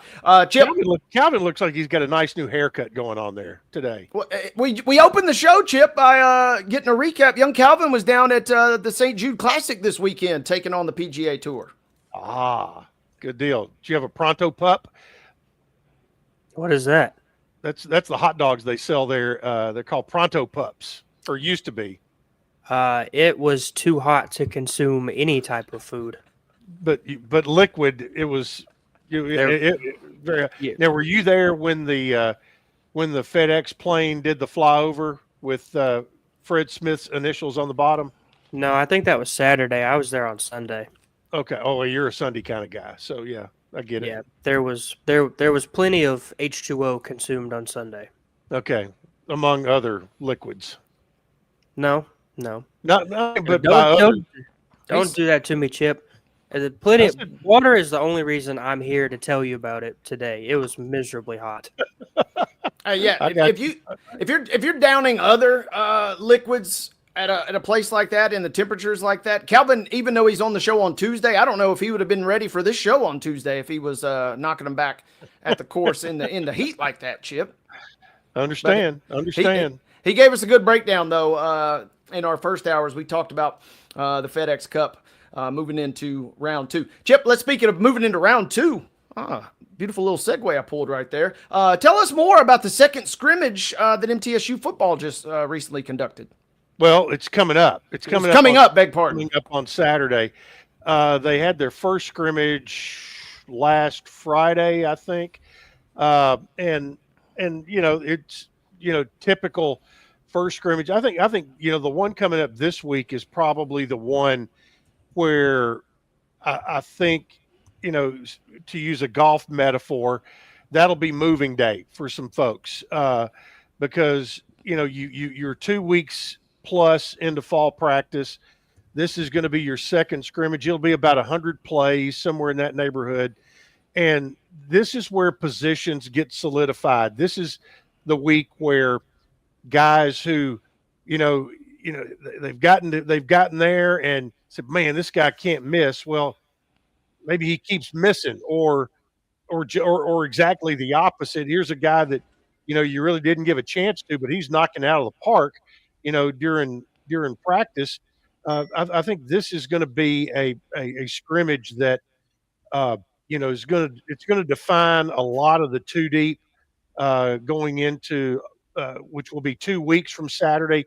It will be the opener against Austin Peay on August 30th. But I think, this has been a big prep week going into this. You can't say that, everything is still new to you because you've been doing it now for almost 3 weeks by the time this scrimmage gets here.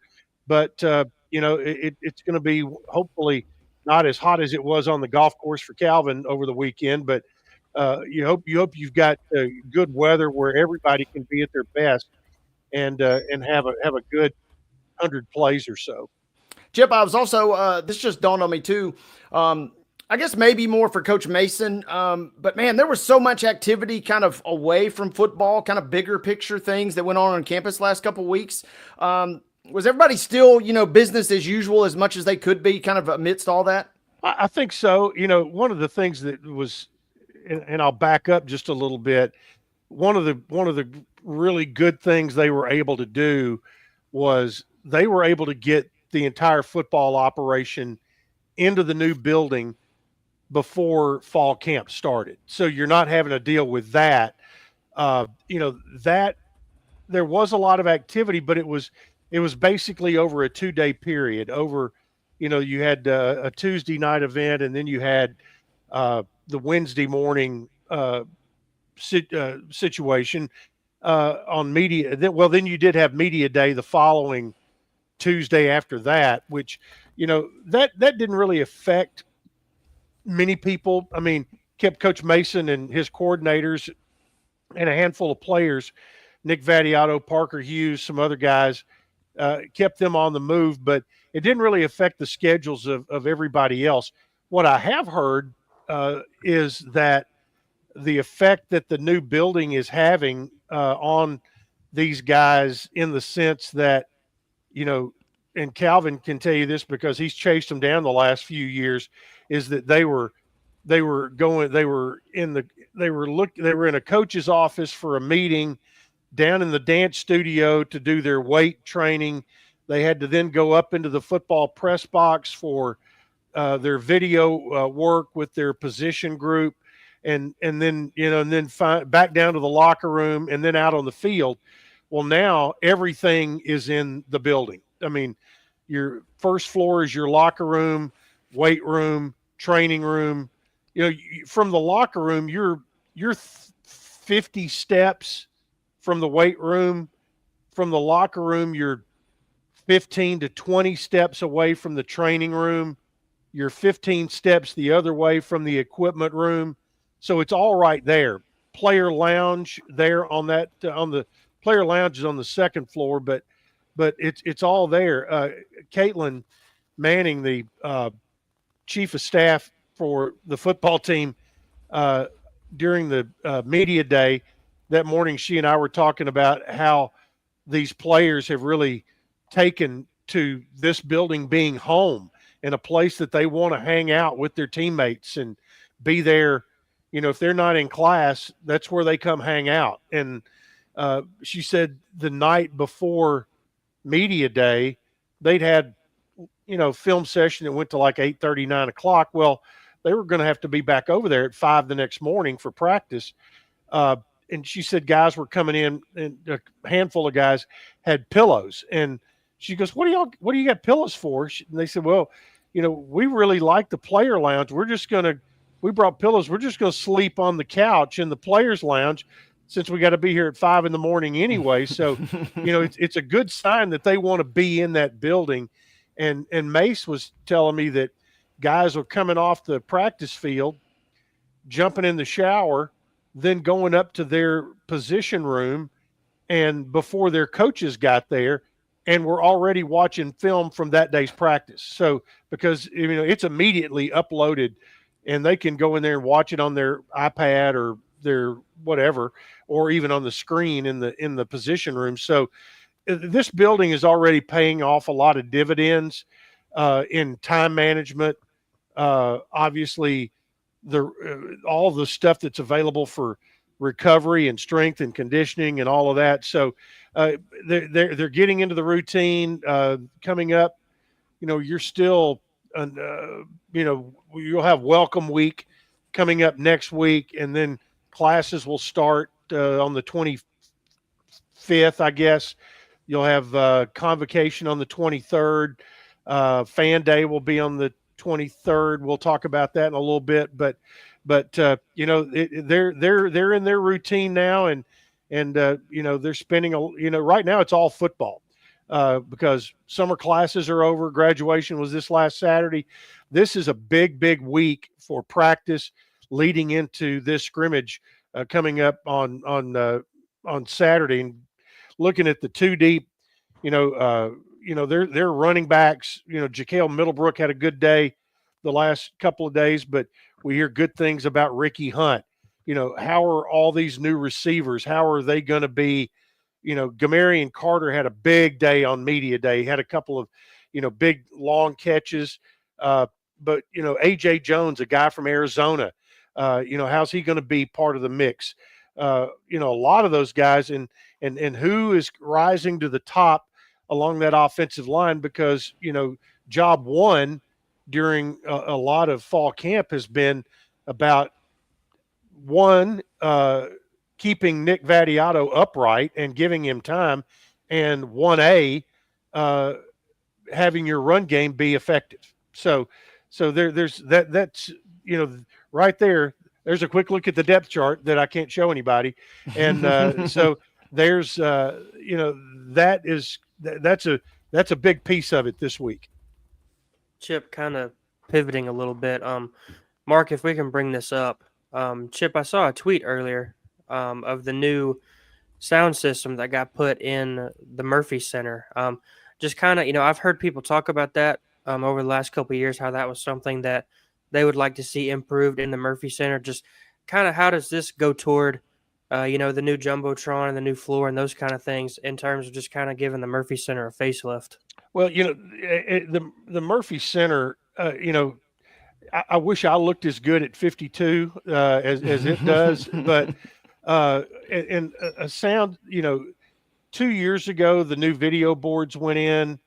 There's been a want to get the sound upgraded. Spectrum Sound out of Nashville that does a lot of concert sound did all this. Right, what you're seeing there is some baffling that helps keep the sound from bouncing around. It kind of absorbs some of the stuff going toward the ceiling. But I'll tell you, I was over there one day and I was in the parking lot, and this was right after they had gotten the last bit of it put in, and there was an event on the floor, and there's all the guys from Spectrum Sound who were part of the project. They cranked up Hotel California and I was out in the Greenland Drive parking lot and had no problem at all hearing what was going on. So they actually did this in two phases. The first phase they did during Christmas break, and so when we came back from Christmas break and had the conference basketball season, fans were already talking about how much better it was. But now the whole thing is in and it's done. But it is obviously integrated with the video boards. You've heard that the state legislature has appropriated $79 million for an upgrade to Murphy Center. A lot of that is infrastructure, and I would call the sound system I would call it 50% infrastructure, 50% entertainment, because it's part of what you have to have. But plumbing, electrical, HVAC, a lot of that stuff, bathroom upgrades. You're going to see a new entrance to Murphy Center that's going to mirror the new Smith Performance Center. So it's going to have a commonality of feel as you walk up to the building, and it's actually going to be, if I asked you right now, what's the main entrance to Murphy Center? There are three of us right here. There'd probably be three different answers because, when this project is done, you will know what the main entrance to Murphy Center is, and it's going to be there on the northeast corner by the Hall of Fame, by Greenland Drive, where the 1.5 steps currently are. You're going to walk in at ground level, and then there's going to be the ability to go straight in or the ability to go up by either escalator or elevator or stairs to the track level. And you're also going to have, you've already got the Chase Miller practice gym that's partially there, but it's going to be redone. It's going to have a different look to it, but they expect the biggest part of the progress of that to start probably within a year. Talking with Chip Walters, he is the MTSU Blue Raider voice. And Chip, as man, you just said it best. We should all strive to look as good as the Murphy Center does. But those visuals alone were impressive. And you're right, especially when you step in that building now, just the sound quality alone, everything, and the lighting, from years ago even. Well, just such a dramatic improvement then, but obviously even better now. Yeah, they went to the LED lighting, which they can do all kinds of stuff with. And then also, 3 years ago, they changed out all the glass in the glass house. And it's now smart glass that they can control how much it's tinted at any given time. And they can also hit the auto button, and where if the sun is out on one side of the building, that part gets darker. And if it's cloudy outside, the glass gets lighter to let in more light. They can control it, and make it to where it's pitch black, and you can really do fun stuff with the lighting and all that, even during day games now, which back, 20 years ago, that wasn't possible. Yeah, you walk in at a noon tip-off, and you could simulate almost a 7 p.m. prime time. We even saw Now that. you can, yeah. We even saw that, the state tournament. It just makes everything in that building pop, and it makes everything kind of sizzle. And it's going to make some MTSU Lady Raider home games, especially maybe the non-conference home games, wink, wink, nudge, nudge, look a little better. Chip, what can you tell us about said non-conference schedule? Non-conference schedule was released yesterday, and it includes 2 SEC opponents at home. It includes a trip to Destin, Florida for 2 games. It'll all start after a couple of exhibitions. You've got Tennessee State at home to open up the regular season on November 3rd. Road games against St. Louis, Tennessee Tech, and Rice.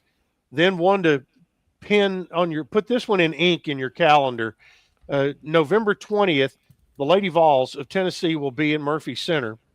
That's just before a trip for 2 games in Destin during the week of Thanksgiving. Then Belmont and Memphis at home during early in the month of December. A road trip to Southern Indiana, and then on December 16th, the Auburn Lady Tigers will be in town. So once again, and Middle has never, in the Rick Insell era, they have never shied away from anybody. You look back over time in Conference USA, the biggest thorn in Middle's side, probably over the last 10 years was Rice. Well, Middle and Rice have gotten together. They're going to play a non-conference series now since Rice is no longer in the league. But the Tennessee game, that's part of a 4-game series. This will be game 3. 2 years ago in Huntsville, last year in Knoxville, this year in Murfreesboro, and next year in Knoxville. This will be the first year of a series with Memphis, and I think the beginning of a series with Auburn. But you've got some standalones there with Wichita State. Obviously, Rice will come here next year. Tennessee State, Tennessee Tech, staples on the schedule year in, year out. Yeah, and I mean, at this point, we kind of should it would be more of a shock if the schedule was not impressive for the Coach Insell's squad, right? Yeah, and and that the thing about that, I give women's basketball a lot of credit. And I'm talking about across the country, in that good teams and big name programs aren't afraid to go on the road. And you just don't see that on the men's side very often, and on the women's side they still do that. The series with Tennessee, that was Rick Insell and Kelly Harper getting together and getting that series going, who Kelly, by the way, played for Rick in AAU ball, back in the day. So there's a little bit of the backstory. There's obviously a connection somewhere with Auburn, not sure what it is, but Memphis, you've got a former Rick Insell high school player at Shelbyville and middle assistant coaching as the head coach at Memphis. So there's the obvious connection there. Going to Destin for this tournament, you're playing Providence and either Mississippi State or Alcorn in a two-game event there at Northwest Florida College, right outside of Destin. That'll be a great trip. And everybody still loves the Tech game, and it's going to be fun to play TSU to open the season. So there's just a lot of stuff to like about that non-conference schedule. Very much like the men's schedule this year. A lot of things to like about what you're going to see in the Glass House in November and December.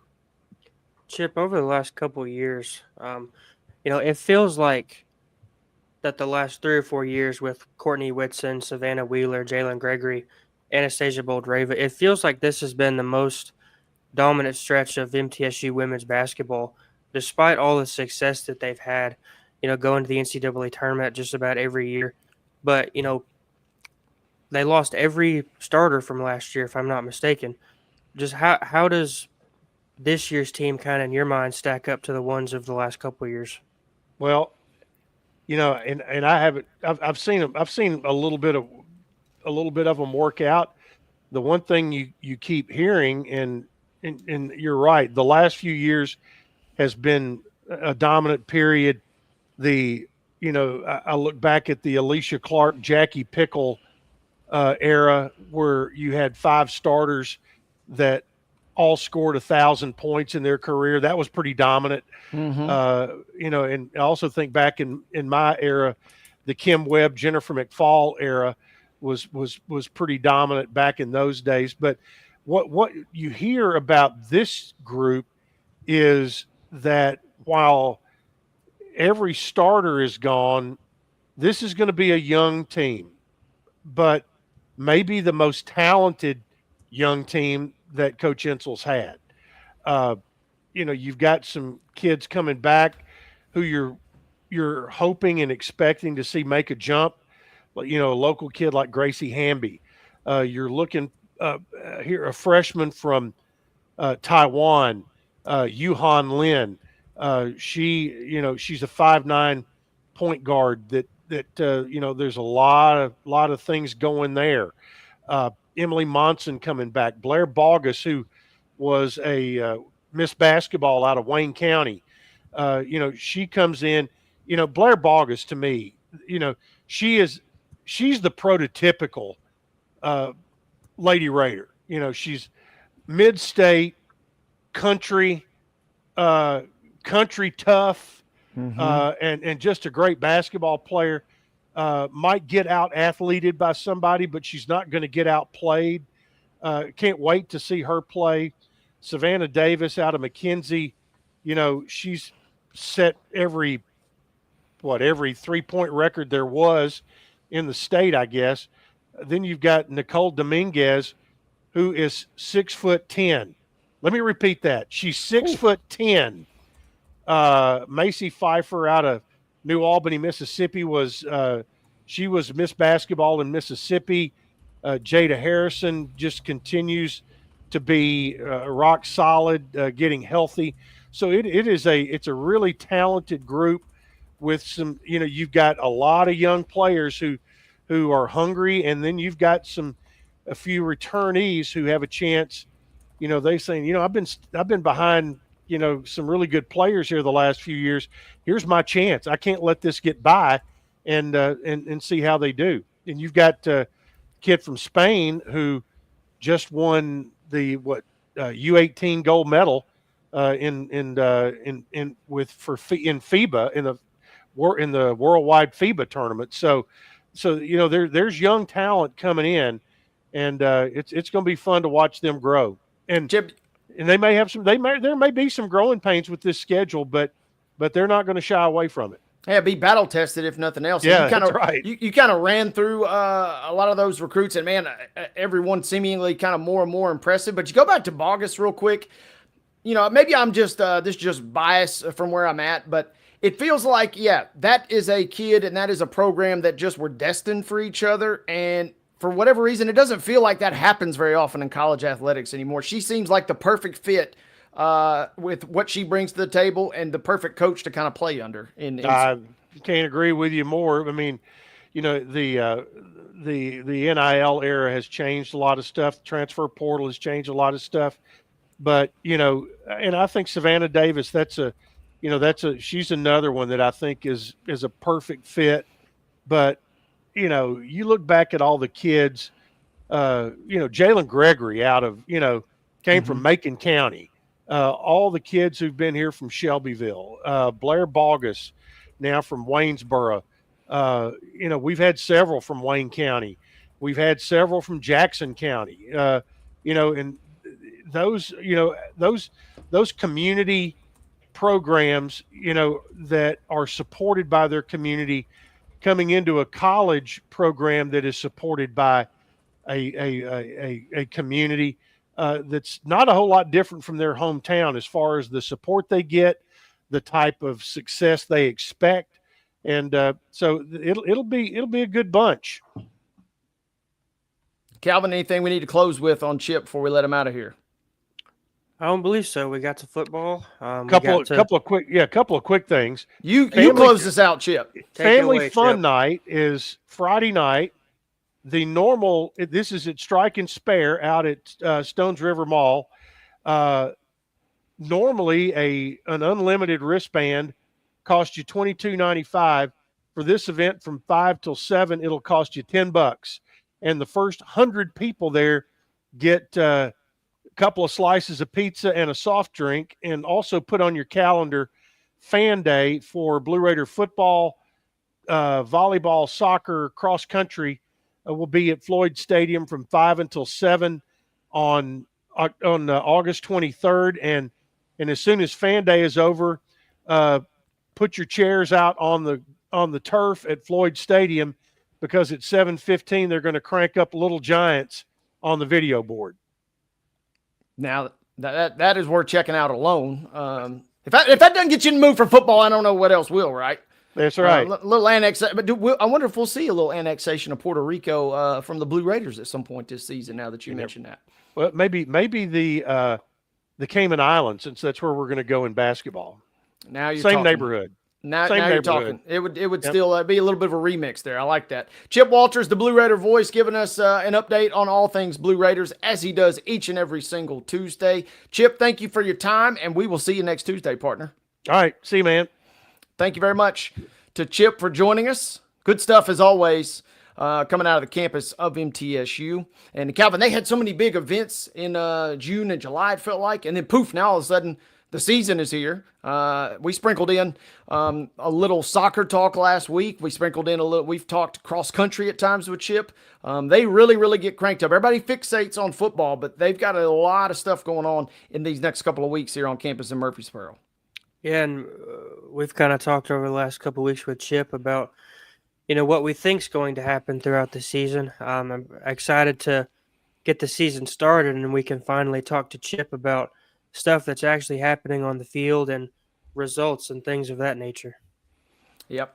We will be talking MTSU season opener, August 30th, we said. And then I'm really intrigued by the road trips to Wisconsin. Be a tall order, obviously, but Chip and the crew will have a good time. It'd be fun to see how they do against Big Ten competition. But then that game at Nevada, don't sleep on that Nevada game. I think it'll be a very sneaky, entertaining game if you're an MTSU fan or just a college football nut. Should be a good one there. Speaking of football, we have some news and nuggets. We got Titans, we got NFL, we got college football, we got a Tennessee connection. All of that is mixed in as part of the grab bag. That's going to be our next segment when we come back. Quick time out here on Main Street Sports Today, where we're presented by TOA of Columbia.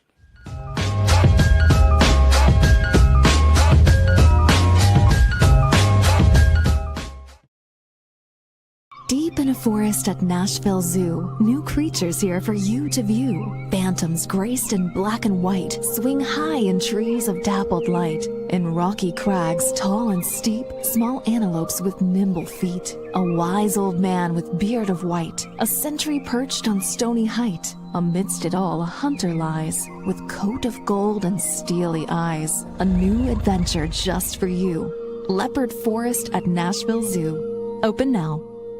They walk among us, but at 240 miles per hour, they become something more. They're thrill seekers, risk takers, and maybe just a little bit unhinged.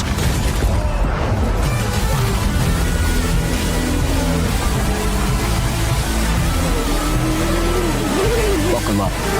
This new era of speed, this racing revolution, it's just getting started.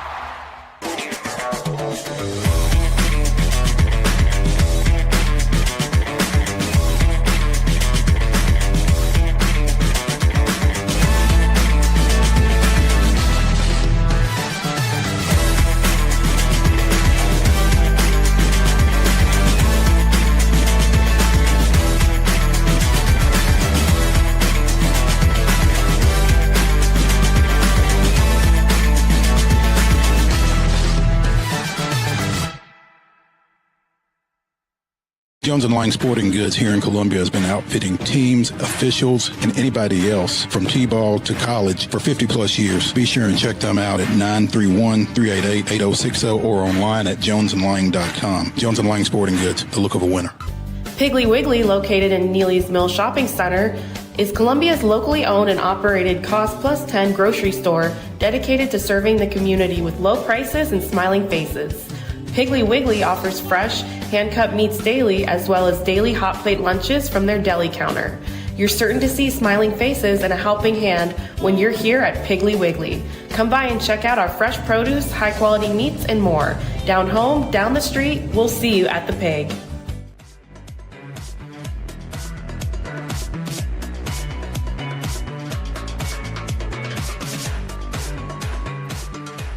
Hour number 2 of Main Street Sports today, where we are presented by the Tennessee Orthopedic Alliance of Columbia, rolling right along. Time to dip into the grab bag, Calvin. Wade Neely here, Calvin White there. Calvin and David Wilson will be in the saddle tomorrow for our show on Wild and Wacky Wednesday. Thursday, it'll be David and Mo, and then yours truly and Mo will link up again on Friday for the weekend warm-up edition of the program. But to the grab bag we go, and we've got a football kind of heavy grab bag because we definitely have some Titans news. If nothing else, we got some Titans news. Calvin, you mentioned you were in Memphis. Did you travel down on Saturday? I guess my real question is, did you get to watch any of the Titans preseason game on Saturday? We left Sunday morning to get to the FedEx Cup. So we caught about, I'd say the last half of the fourth quarter of the preseason game. We didn't get to see any of Cam Ward, but from everything I saw and read, it said Cam Ward had some good moments, but I kind of caught the Tim Boyle part of the preseason game, and we're about to talk about how Tim Boyle is not a Tennessee Titan anymore. Yeah, a couple things with that. Number one, some would say you missed the only real fun part of the game was, Cam did look pretty impressive at times, and it's going to be fun to watch him kind of as he eases into that first-year starting role. But you are right. The other kind of big takeaway, it's never really good, if you think about it, Calvin. It's not really great if they're mentioning your name a lot after a preseason game. If you're kind of a veteran that's kind of just lingering on the roster, nothing good can kind of really happen if they're mentioning you like that. But Tim Boyle, Titans fans had him in their crosshairs. Even some national media were kind of just, kind of having fun and taking some cracks at Boyle. Not a great performance, to say the least. Picked off, finishes 4 of 13 for 24 yards. Picked off not once but twice. Had that 0.6 quarterback rating. I think you, me, and our producer, Mark Rogers, we could go out and just close our eyes and throw a ball deep downfield. And as long as we didn't get obliterated, we probably could finish with a little higher than 0.6 quarterback rating. But it was not good for Tim. He was cut by the Tennessee Titans after that abysmal preseason debut, Calvin. Yeah, especially after Will Levis went out for the year. There's kind of been a lot of talk about shoring up that backup quarterback position if something does happen to Cam Ward and he ends up, maybe even not playing as well and might need a spare throughout the season in the middle of the game, or if he gets hurt and goes down and somebody needs to step up. But yeah, if Tim Boyle's out there and he looks like that during a preseason game. But from what I saw, Tampa Bay was playing a lot of their first string guys. So whether that tells you more about the Titans or more about the Buccaneers, I don't know. If you're playing your first string guys in the fourth quarter of a preseason game, but if you're out there looking like that in the fourth quarter of a preseason game, then we might need to go in a different direction, pal. Yeah, it was tough. And again, the Titans announced yesterday afternoon, very late in our show, probably our last segment, but certainly right after. They have parted ways with Tim Boyle. They're going to bring back returning signal caller Trevor Simeon. You can read this all over the internet, but we encourage you to read it at Main Street Nashville. Blaine Keller with some words there. So Boyle kind of is brought in. And, Mo had asked me a couple months ago, Calvin, about, the signing of Brandon Allen and, bringing in Boyle. And, I said, hey, these are guys you hope never see the field. And obviously we kind of saw some of that. I will give a tiny bit of credit. That fourth down play that was so putrid to throw out of the back of the end zone. Brian Callahan, whether he was sticking up for his guy or what, I don't really know. But he did admit after that there was a little bit of miscommunication on the headsets. Boyles, it sounds like, was kind of cutting in and cutting out. And Callahan said the play call was too complex, knowing that there were issues with the headset. So he took a little heat, or took a little credit to back his guy up, I guess. Didn't do him any favors, though, as Boyle has been released. Trevor Siemian returns. Calvin, my question, though, and there's been some discourse about this. Yeah, you kind of want a backup to maybe, be there and develop Cam Ward as he kind of progresses. And I think Levis could have been that, kind of, as I said, an example of what not to do, perhaps. But if you're a Titans fan and Cam Ward does take an injury at some point this season, don't you kind of want, at that point, are you not almost in tank mode again? It's kind of somewhat of a lost season if you don't get a full year out of Ward, in my mind. Yeah.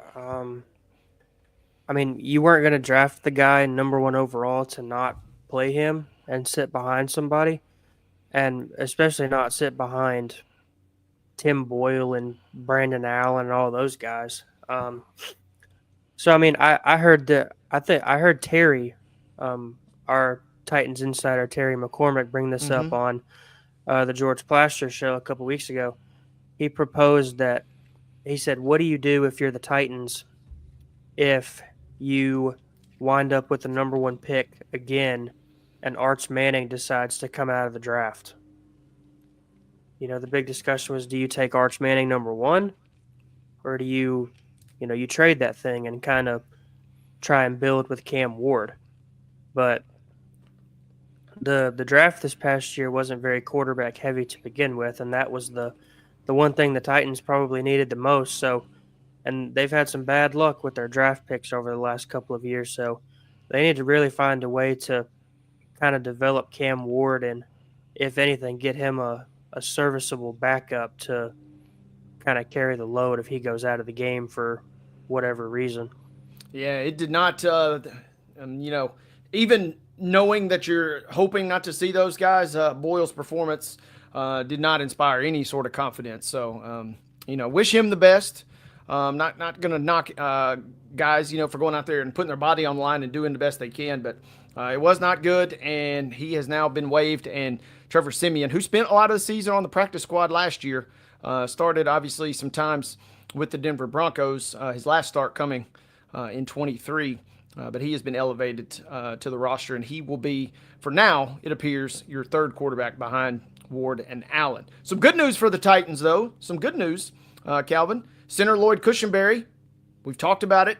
He's on the mend. He's on the come up, and it feels like he is making closer and closer strides toward returning fully to the field, getting back in some capacity for the joint practices after passing a physical on Monday down in Atlanta. Starting 8 games for the Titans last year before that Achilles tendon injury against New England. He's been working back toward that, but he's been on the PUP list, but that cleared physical means he is kind of back in the mix. And the offensive line is kind of, I'm going to whisper this, but showed a little sign of life, showed a little promise from what we saw briefly on Saturday. And if you had Cushenberry back in the mix, and he was a nice piece last year before the injury, if you get him back healthy, I kind of like what I'm seeing so far out of the offensive line. Yeah, outside of quarterback, that's been probably the biggest thing that the Titans needed to kind of, look at improving over the last couple seasons. Even last year with Will Levis playing as bad as he did, I thought that if he would have spent more time upright, then he would have had a lot better season than he did last year. So kind of getting that offensive line fix is going to go a long way in Cam Ward's development and, kind of making sure that the Titans offense has a much better season than it did last year.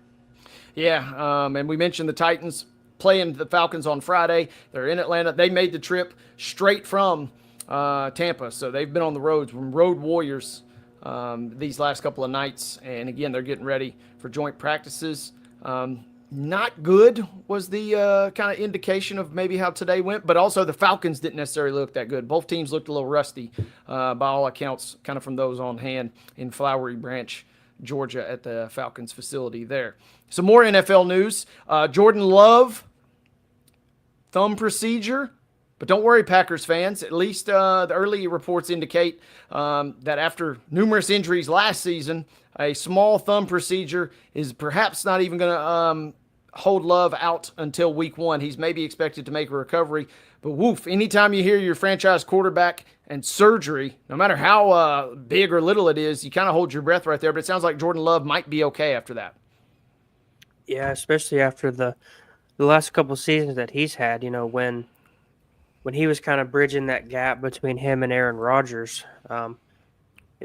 There was a stat one time that the Packers have only had like 2 quarterbacks the last 20 or 25 years or something like that. And it was Brett Favre and Aaron Rodgers. And then you go from Brett Favre to Aaron Rodgers. And then if somebody told you were going to go from Aaron Rodgers to Jordan Love, I don't think anybody would have necessarily wanted to do that. But he's turned out to be a really good player.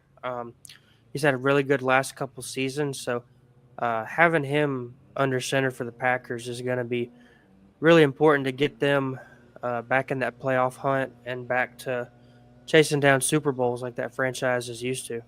Some other injury news, Calvin. This one coming out of Washington. Lucas Yang, who is an offensive lineman that just got to the team as a multiple-time Super Bowl winner with the Kansas City Chiefs. He has suffered at what is being described as a torn ACL.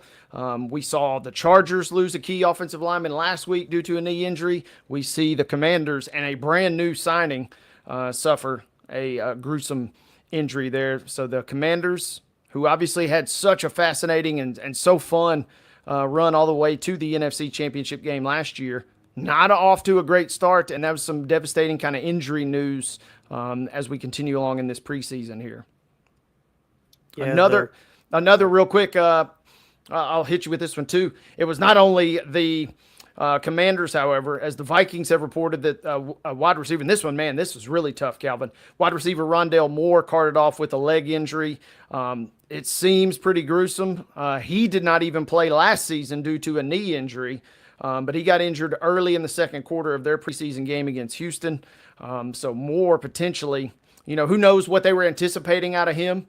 They got some talent out there, but he had some good years in Arizona prior to coming to Minnesota. But 2 devastating injuries right there for guys that were maybe expected to play key roles. Yang for the Commanders and now Rondale Moore for the Vikings.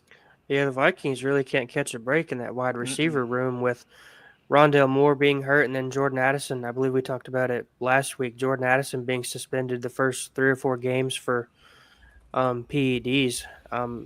That load's really going to be on Justin Jefferson even more now, especially with J.J. McCarthy in his first year as a starter. Be interesting to see how the Vikings kind of navigate that wide receiver room for the first couple of weeks, at least until Jordan Addison's back, and they can kind of figure out a timetable for Rondale Moore. Yeah, the Vikings, they are still a very talented team, but man, it just felt like they kind of caught lightning in a bottle in some regards last year. I think a lot of folks, and myself slightly, I know they got some great players and some great talent on both sides of the ball, but I think a lot of folks kind of want to see, can you do it again? Because it felt like last year was such a magical run. So with that being said, we did promise you guys some college football news with a Tennessee twist. Former Westview quarterback Ty Simpson, folks over in West Tennessee, either loved or hated this kid, because if you are a Westview fan, you loved him. If you were a fan of any other team, you hated him. But Ty Simpson has been announced, or is expected to be announced, as the Crimson Tide's starting quarterback. Simpson, a redshirt junior. He had to beat out a talented sophomore in Austin Mack, and he had to beat out a really talented 5-star freshman in Keelan Russell. But a Tennessee boy going to get the start for the Crimson Tide this fall, it seems like. Yeah, going from Jalen Milroe to Ty Simpson. Ever since Kalen DeBoer took the Alabama job, people have been kind of wondering if Kalen DeBoer can kind of keep them at that same level that Nick Saban had them at for so long. So we'll see if Ty Simpson can kind of navigate the toughest league in college football and hopefully for Alabama fans, hopefully lead them back to those national championship aspirations. Absolutely. More on Alabama and more on our SEC programs as our SEC college football previews continue. We had Mizzou on the show today, and we are going to be with every school, including Tennessee and Vanderbilt. We're going to save those for the end, though. But we'll be with you guys right up until the start of the season, which comes your way next Saturday. So we're going to take our final time out. When we come back, Calvin and I will close the show with Top 5 Tuesday, where we will construct our 5 favorite sports video games of all time. Back after this here on MSST, presented by TOA of Columbia.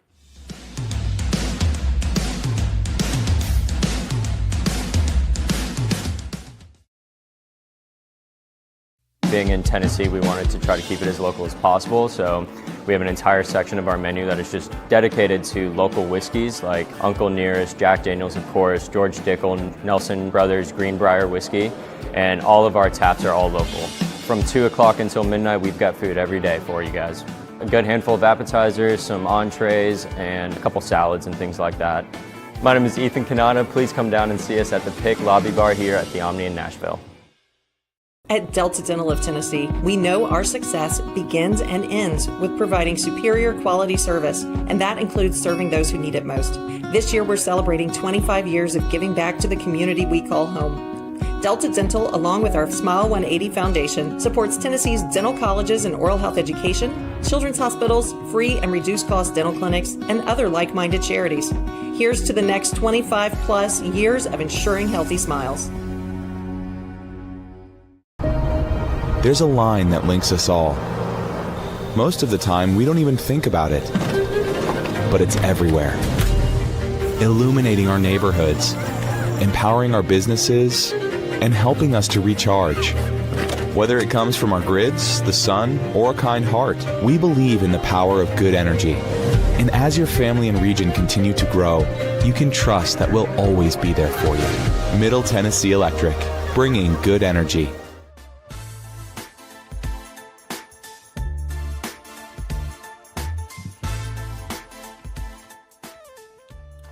All right, boys and girls, final segment here on Top 5 Tuesday. You're watching Main Street Sports Today, presented as always by our friends at the Tennessee Orthopedic Alliance of Columbia. That's Calvin White.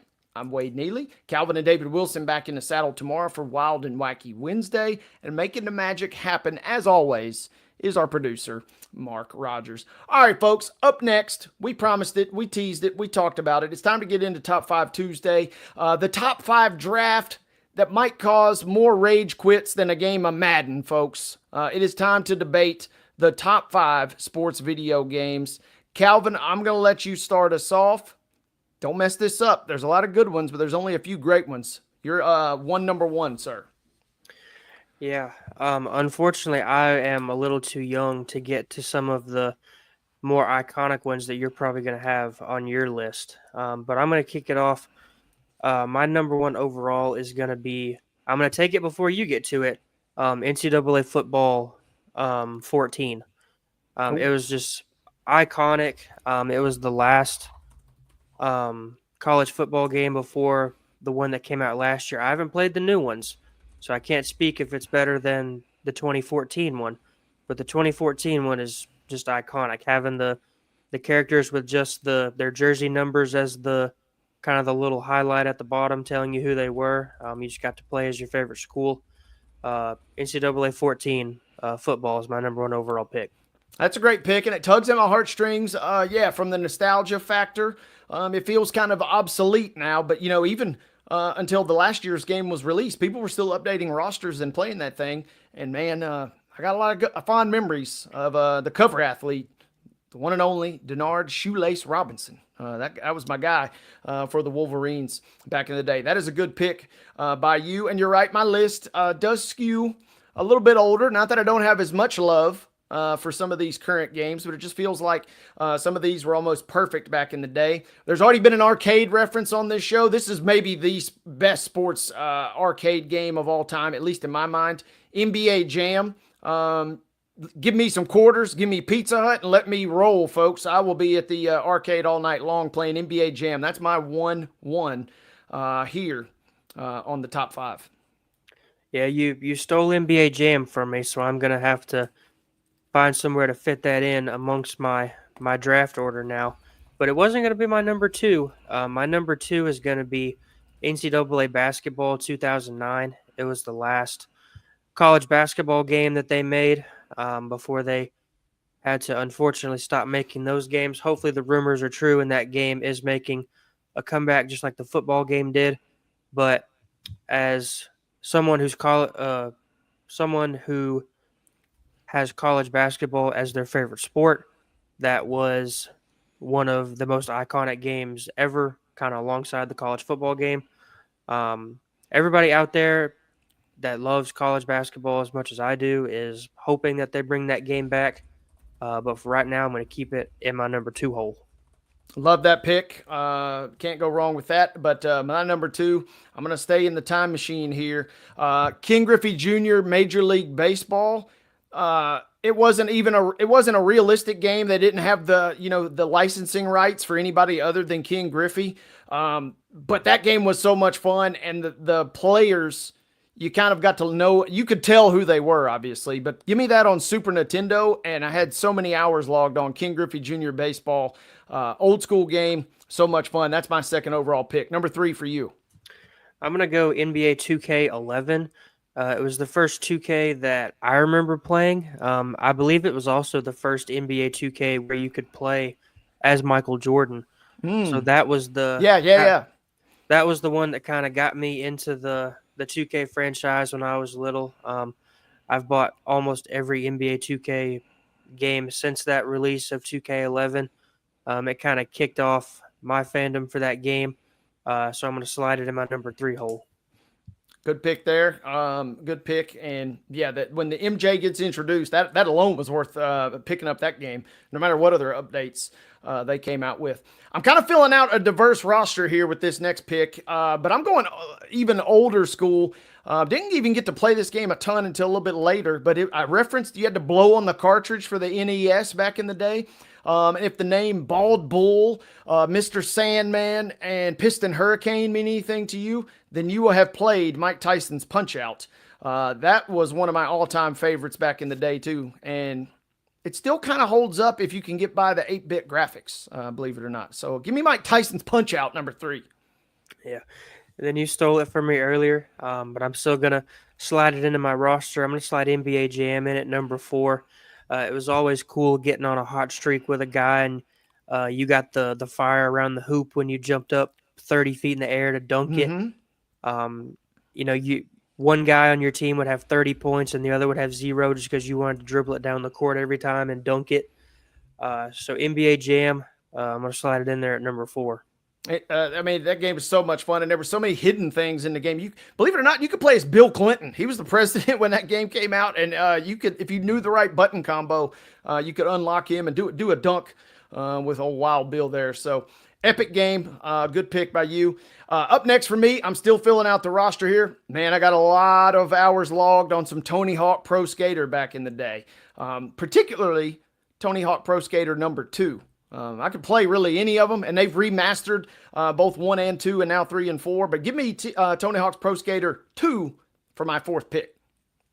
Then my fifth pick is probably going to be a little bit of a controversial pick, but we can't get out of here and not have at least one Madden game on here. So I'm going to go Madden 19. It is the only Madden game, to my knowledge, that lets you play as legendary players. So they had a mode on there where you could have an all-time team where your quarterback was like Steve Young and you can throw to Randy Moss and Jerry Rice and all those guys. And you could play against the Pro Bowl teams from that year.